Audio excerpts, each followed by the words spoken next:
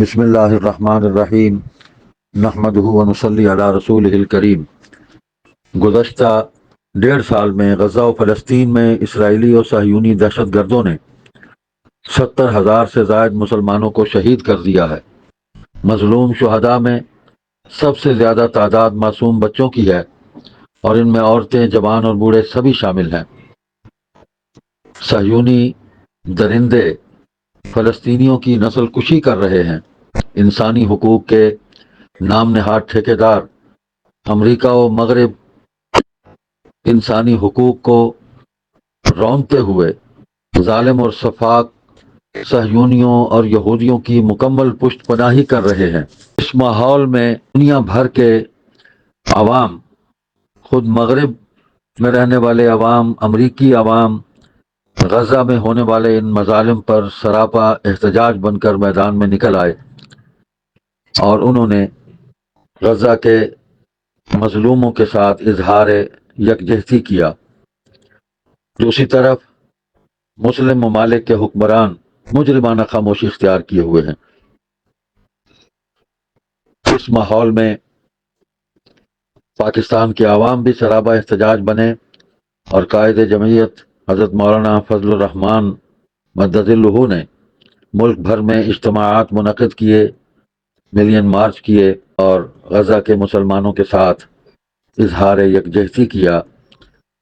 27 April 2025 بروز اتوار مینار پاکستان لاہور کے وسیع و عریض میدان میں اسرائیل مرد آباد ملین مارچ منعقد کرنے کا اعلان کیا گیا ہے اور جمعیت علماء اسلام اس اجتماع کو بہت ہی بھرپور طریقے سے اس کو منعقد کرنے کی محنت کر رہی ہے، جس میں تمام مسالک کے علماء، تمام دینی جماعتوں کے سربراہان اور تمام طبقات کے نمائندگان شریک ہو رہے ہیں۔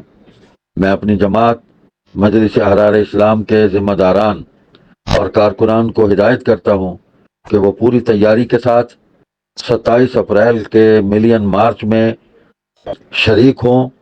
خصوصاً پنجاب کے کارکنان بھرپور تیاری سے اس اجتماع میں شریک ہو کر ملین مارچ کو کامیاب بنائیں، غزہ و فلسطین کے مظلوم شہداء کو خراج تحسین پیش کریں، زخمیوں کے دکھ درد میں شریک ہو کر ان کی صحت یابی کی دعا کریں، مجاہدین کی کامیابی کے لیے ان سے یکجہتی کا اظہار کریں، عوامی قوت سے اپنے حکمرانوں کو فلسطینیوں کے حق میں عملی اقدامات پر مجبور کر دیں۔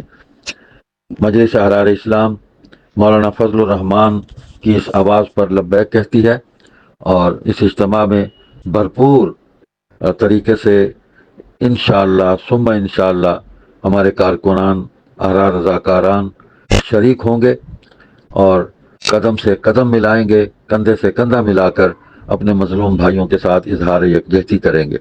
میں اس اجتماع کی کامیابی کے لیے دعا بھی کرتا ہوں۔ اللہ تعالی حامی و ناصر ہو اور ہماری حفاظت بھی فرمائیں اور اس اجتماع کو کامیابی بھی عطا فرمائیں۔ والسلام علیکم ورحمۃ اللہ وبرکاتہ۔ سید محمد کفیل بخاری، امیر مجلس احرار اسلام پاکستان۔